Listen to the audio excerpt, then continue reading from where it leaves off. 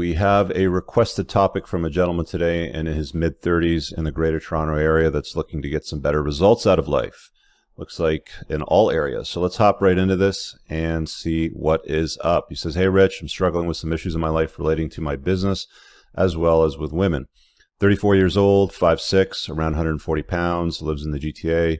I've also been a stutterer my whole life. I am able to get by in regular conversations by substituting difficult words for different words that are easier to say but mean the same thing. But I have problems saying names, including my own. In other words, I can't substitute. It has made it very difficult when it comes to dating as well as advancing in my career." Yeah, you got to work that out, bro. I've talked about that in a few videos on my channel, so you can search that up, but there's some work you have to do there on yourself. I have my own business in the custom window covering industry. 6th year, made $130,000 last year, salary and net profit off $300,000 in sales. My main goal in life is to be able to buy a house, but lately I'm feeling like that goal is unattainable as I live in one of the most expensive real estate markets in the world. First off, slow clap for doing the work in creating a business. Most of them fail. You've been doing it for 6 years, so congrats. So Toronto is a expensive real estate market. The good news for you though, dude, is right now it is currently depressed. I have a condo downtown whose value has dropped about 10 or 11% since COVID. So buying opportunities exist in the GTA, more on the Corso, but there you have it. Given that I'm in the top 10% of income earners, I've taken on considerable amount of stress in my business in order to get there. Yes, I know what that feels like. And this has left me very discouraged that I can't even buy a small townhouse in the suburbs of the GTA. I want a girlfriend in my life for the same reasons anyone else does. For companionship, okay? Sex, it also has, but also with the added benefit that it would be an extra income to contribute to buying a home. I don't think that these are good reasons to have a girlfriend, more specifically because of your last point. This is something that you should not rely on anybody else for, if I'm being honest. Relying on a woman is the worst thing that you can possibly do to accomplish this task, because more often than not, because of hypergamy, women date and marry up, which means your $130,000 is going to be met with somebody that's probably making $75,000 or maybe around that mark or so. Anyway, I'll talk a little bit more about that as I continue through this request. Problem is, I never get very far with women, and I've never had a relationship. I've been doing online dating for years and only match with overweight women with kids. No thanks. I tried salsa classes. It turned out to be a sausage fest. I tried hiking groups, also sausage fest. Is it me, or do women not have any hobbies? All right, let's talk about that in a bit. I have dealt with a lot of depression in my life over women rejecting me. I feel like I'm doing more than enough to put myself out there, but still not getting results. You're not doing enough, and I'll deal with that in a moment as well. About 2 years ago, I noticed complete loss of libido. Went to my doctor, had my testosterone checked, free and total testosterone, which came back normal. A urologist later diagnosed me with depression, which is not a total surprise, as I have struggled with depression for most of my adult life, mostly due to rejection from women year after year. I have had one-itis for the same girl for almost 10 years. Okay. I'm not sure what to do going forward. I feel like I've improved my life over the years and gained nothing when it comes to women. I'm happy for any advice you can offer, as well as when buying a home. And that's it. I'm not going to scroll any further because you linked me to your social. So I've had a look at you. Okay, let's go back up here and deal with these one after the other. Let's deal with the loss of libido. All right. Normal testosterone levels, according to the government markers, are not always healthy testosterone levels.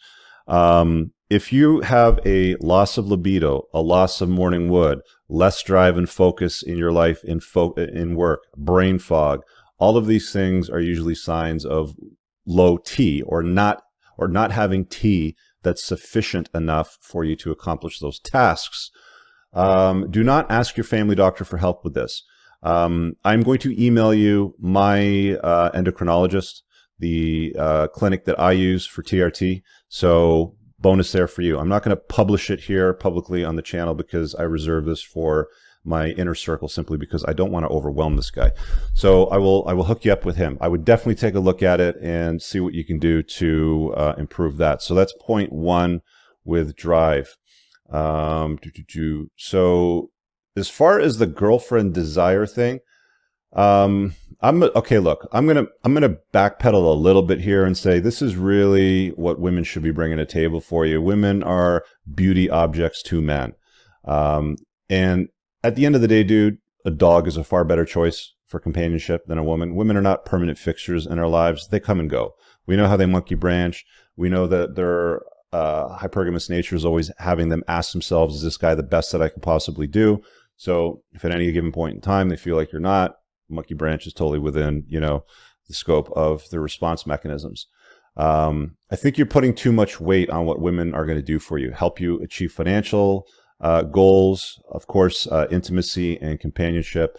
Yeah, mostly for this and a little bit of this, if I'm being honest. And yeah, this is what you're going to find on online dating apps for a good chunk of the guys out there that aren't top shelf men. So at your height and weight, you look reasonably fit.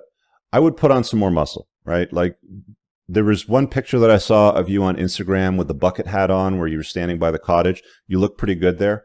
But I would focus on building more muscle. That's going to mean lifting weights, probably changing your diet a little bit, maybe a lot. But you're not fat and you're not skinny fat. You've got some tone on you, but you need more. At the end of the day, the most attractive visual cue to women, and believe it or not, this is not height dependent. The height dependency or the height requirement that women have of 6 feet plus, that's just their height requirement. At the end of the day, women look past that with the existence of the V-taper. It's a 1.62 ratio of shoulders to waist. All you have to do is stand up against your glass shower door or something, mark your shoulder width, and then you're going to mark your waist width right around here, like right around your belt line. Okay. Sorry, the audio probably clips out when I stand that high, but get the ratio, and then you want to figure out a way to improve that. If you're not on my email list, get on my email list today. It's below, or I'll put a card up on the top right. It's just theentrepreneursandcars.com/red-flags. I'm sending out an email this month on the exercises you need to do to develop a V-taper. That's an important part of it and something that you're missing. You're also missing out a little bit on style, if I'm being honest with you. Do I have the book over here? Grab this book. Go full screen. Tanner Guzzi wrote this, Appearance of Power. It's basically a book of, it's got all the tips you need to follow the right moves as far as aesthetics. And it's not as hard as you think. I mean, I'm sitting here before you wearing a merino wool t-shirt. That's it. It's just a nice V-taper t-shirt. I'm just wearing a nice V-neck, merino wool t-shirt. It's fitted. It looks good on me. You don't need to spend $500 on every outfit. This is literally, I think, a $15 or maybe $20 t-shirt max. But because I work out and I take care of myself and I eat properly and, I go to a dojo and I work out and I do all the cardio conditioning, I'm pretty fit for 46. There's not many people, there's people that are considerably younger than me that can't even keep up with me. So if you want to get better results with women, especially because you're a shorter guy, you're going to have to overcompensate in some other areas, right? Because again, you've started to notice one of the first problems that you have is of course going to be tied in the height, and you end up getting stuck with overweight women with kids. All right, guys, I really hope that you enjoyed that clip. If you want to check out the full-length podcast episode, you can find that right over here. Also, make sure you visit my website over here where you'll find my supplements, the opportunity to book me privately one-on-one for coaching, and most importantly, my new School of Unplugging, which you'll find on the courses tab. Newer to the channel, hit subscribe.